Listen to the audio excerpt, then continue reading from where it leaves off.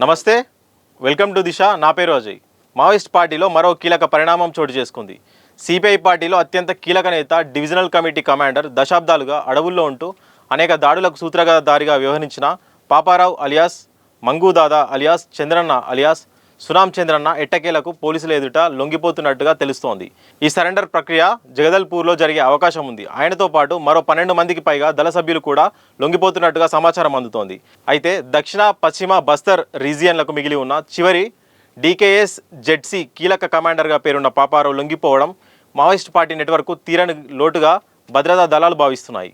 Maoist పార్టీలో పాపారావు ప్రస్థానం చూసినట్లయితే ఆయన 2 దశాబ్దాలుగా ఇంద్రావతి, అబుజ్మడ్ అటవీ ప్రాంతం కేంద్రంగా తన కార్యకలాపాలను కొనసాగించారు.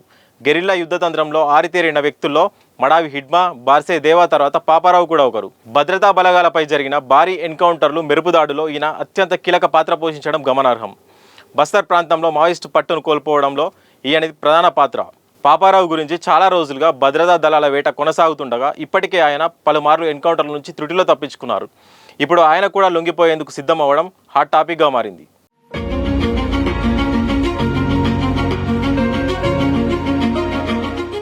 ఇక ఈ నెల 31 కల్లా దేశంలో మావోయిస్టులను అంతమొందించే లక్ష్యంతో కేంద్ర ప్రభుత్వం చేపట్టిన ఆపరేషన్ ఖగార్ తుది దశకు చేరుకున్న సంగతి తెలిసిందే. ఇలాంటి సమయంలో గత వారం రోజులుగా బస్తర్ ప్రాంతంలో భద్రతా బలగాలు ఇంటెలిజెన్స్ ఆధారిత ఆపరేషన్లను అత్యంత వేగంగా ముమ్మరం చేశాయి. అడవులను జల్లెడ పట్టడం, సమాచార వ్యవస్థను నిర్వీర్యం చేయడంతో పాటు పాపారావు వ్యక్తిగత నెట్వర్క్ పూర్తిగా బలహీనపడినట్టు తెలుస్తోంది. దానికి తోడు అధికారుల నుండి పెరిగిన ఒత్తిడి కారణంగానే ఆయన అజ్ఞాతాన్ని వీడాలని నిర్ణయించుకున్నారనే వార్తలు కూడా వినిపిస్తున్నాయి. ఓ స్థానిక జర్నలిస్ట్ ద్వారా అధికారులను సంప్రదించిన ఆయన సరెండర్ ప్రక్రియను పూర్తి చేసుకున్నట్టు సమాచారం. కాగా బస్తర్ ప్రాంతంలో చివరి అగ్రనేత పాపారావు లొంగిపోవడం వల్ల దక్షిణ బస్తర్ ప్రాంతంలో మావోయిస్టుల ఉనికి నామమాత్రంగా మారే అవకాశం ఉందని అధికారులు భావిస్తున్నారు. వరుస ఎన్కౌంటర్, మరణాలు, లొంగుబాట్ల తర్వాత ప్రస్తుతం ఛత్తీస్గఢ్లో 60 నుండి 70 మంది, జార్ఖండ్, బీహార్లలో కలిసి సుమారు 100 మంది, ఒడిశాలో 14 మంది, మహారాష్ట్రలో 6, తెలంగాణలో 5 మాత్రమే మిగిలారని హోంశాఖ లెక్కలు తేల్చాయి. పాపారావు లొంగిబాటుకు సిద్ధమవుతుండగా పొలిట్ బ్యూరో సభ్యుడు గణపతి అలియాస్ ముప్పాల లక్ష్మణరావు బయట ఏదో నగరంలోనో లేదా చిన్న పట్టణంలో తలదాచుకున్నారని భావిస్తుంది. ఇక జార్ఖండ్, బీహార్లో మరో పొలిట్ బ్యూరో సభ్యుడు మిసిర్ బెస్రా అలియాస్ సాగర్ సహా రాష్ట్ర, జిల్లా, ఏరియా స్థాయి నేతలు పలువురు ఇంకా యాక్టివ్గానే ఉన్నారని పోలీసులు అభిప్రాయపడుతున్నారు.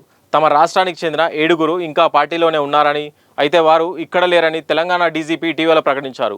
కనుక వాళ్ళు కూడా బహుశా జార్ఖండ్లోనో బయట డెన్ కీపర్లుగానో ఉండి ఉంటారని కేంద్ర వర్గాలు భావిస్తున్నాయి. అయితే ఆపరేషన్ ఖగార్ చివరి దశకు చేరడంతో మిగతా మావోయిస్ట్ నేతలు కూడా లొంగుబాటు దిశగా అడుగులు వేస్తారా లేదా కార్యకలాపాలను కొనసాగిస్తారా అన్నది చూడాలి.